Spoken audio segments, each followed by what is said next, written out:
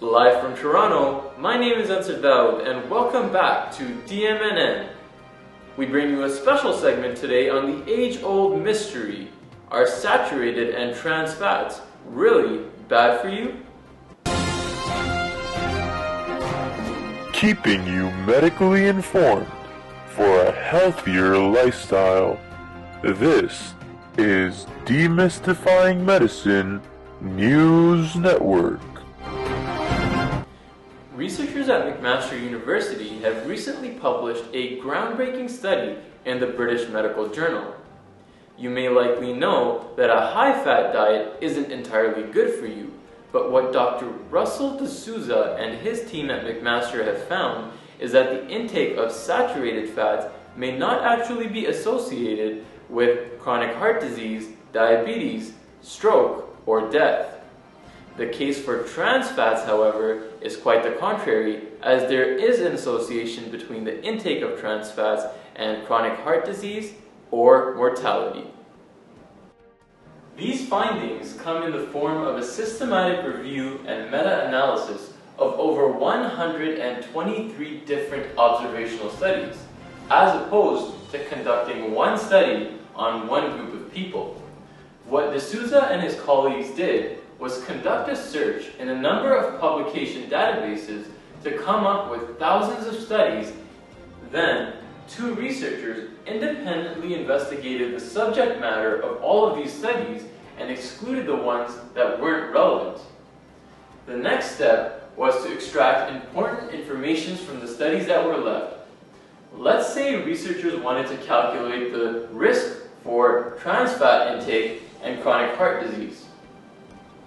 The researchers looked at the specific subset of studies that examined this relationship, and they calculated the risk ratio.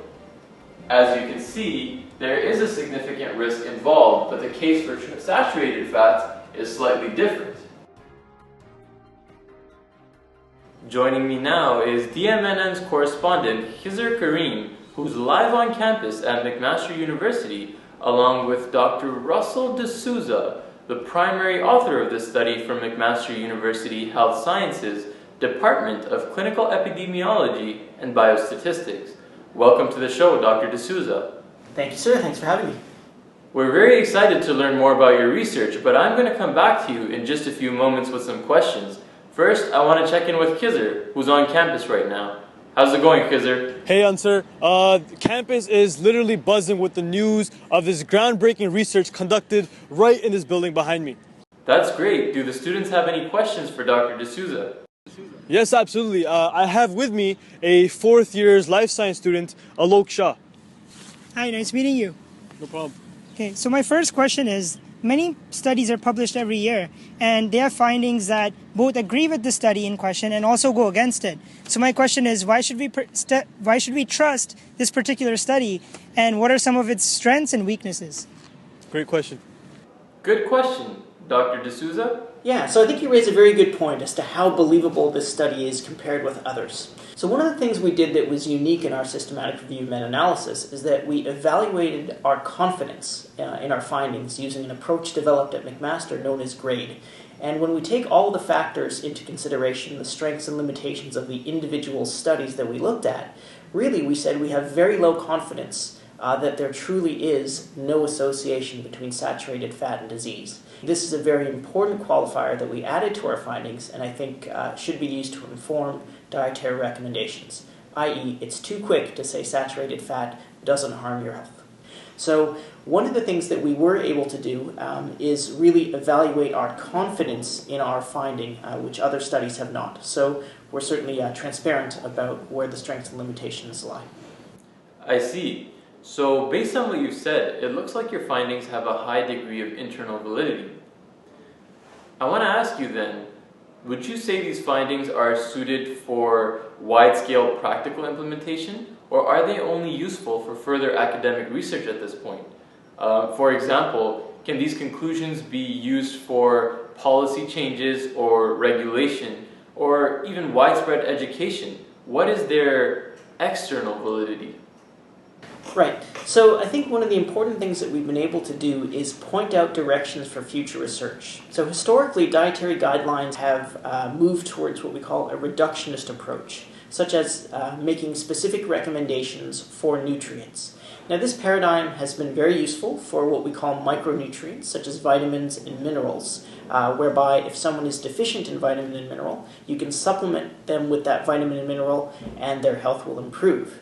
What we're now learning is that this approach is not as useful for macronutrients, i.e. those foodstuffs that provide food energy.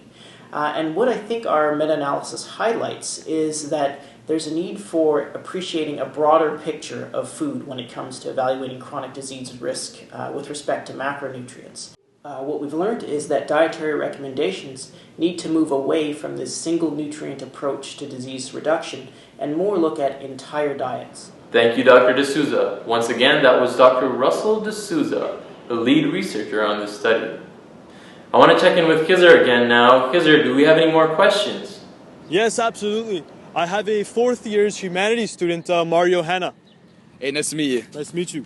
So I just had a quick question. So I'm in humanities, and I really don't have much of a science background, and I don't really know the difference between trans or saturated fats. And my mom does all the cooking for me and the grocery shopping for me. So I was wondering, how does this study impact my day-to-day life, and how will it really affect my lifestyle? Great question. It is a great question, and for the answer, I want to go to our science correspondent on this issue, DMNN's Megan Morris, who is a nutritionist by profession. Megan? Thank you, Anser. Welcome to the DMNN Nutrition Lab. More important than the amount of fat you're consuming is the type of fat. Saturated fats are found in foods such as milk, butter, cheese, meat, and vegetables. On the other hand, trans fats, they're found in artificial oils, margarines, fast foods, snacks, as well as candy bars, and commercial baked goods. The take-home message is that it's important to consume saturated fats in moderation and to keep your intake of trans fats at a minimum because they are associated with disease. So the next time you hit the grocery stores, keep an eye out for nutrition labels as well as products marked zero trans fats. From the Nutrition Lab, this is Megan Morris. Back to you, Anser. Thank you, Megan, for the insight. I really hope that answers Mario's question. As we approach the end of our segment, I'd like to say that we really hope that such advancements in the health sciences are beneficial to all of our viewers. As always, Demystifying Medicine News is committed to keeping you medically informed for a healthier lifestyle. Live from Toronto, my name is Anser Daud, checking out for DMNN.